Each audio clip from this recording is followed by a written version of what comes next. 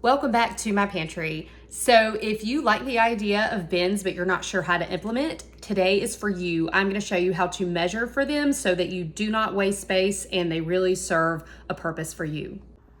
As you can see here, all my bins fit nicely across the shelves, and that is not by accident. If you have ever tried to purchase bins, you know that there are 1,000 different sizes, and if you don't measure well, you risk getting the wrong size and wasting space. Okay, so as you're measuring, you first do the shelf from front to back, and I'm getting 16 3/4 of an inch. So I'm actually going to look for bins that are 16 1/2 or under, because you do not want the exact measurement. You risk them hanging off the shelves. And then when you're going from one side to the other, I'm getting about 24 inches for the space that I want to use.